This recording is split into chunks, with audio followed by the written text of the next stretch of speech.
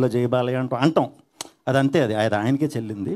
So అలా అందరు హీరోలు, బాలయ్య బాబు గారు కాదండి, చాలామంది హీరోలు రిఫరెన్స్లు ఈ సినిమాలో ఉంటాయి. కానీ అంటే ఆయన స్పీచ్ని మీరు అలా చేయటం ఫ్యాన్స్ రిసీవింగ్ అది ఎక్కడ ట్రోల్స్ వచ్చే అవకాశం ఉంటుంది. అది ఏ స్పీచ్లో నా డైలాగ్ అని చెప్పలేదు, మీరు ఒకసారి చెక్ చేసి నాకు చూపించవచ్చు.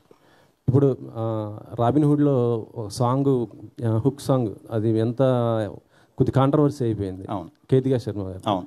సో ఇందులో ఎలాంటి జాగ్రత్తలు తీసుకున్నారు కేతికా గారు? సినిమాలు అలాంటివి ఉండవు. మీరు కూడా ఏదో పొరపాటున ఏదో వినేశారు.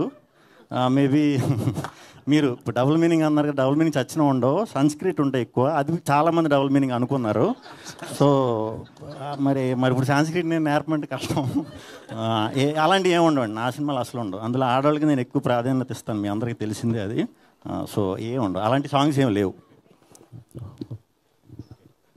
విష్ణు గారు, ఇక్కడ సార్ యా, మీ బాడీ లాంగ్వేజ్ ఒక టిపికల్గా ఉంటుంది. సినిమాలో యాక్ట్ చేస్తున్నప్పుడు సగం డైలాగ్ డెలివరీ ఉంటుంది, సగం మింగేస్తారు, కానీ ఆడియన్కి అర్థమైపోద్ది.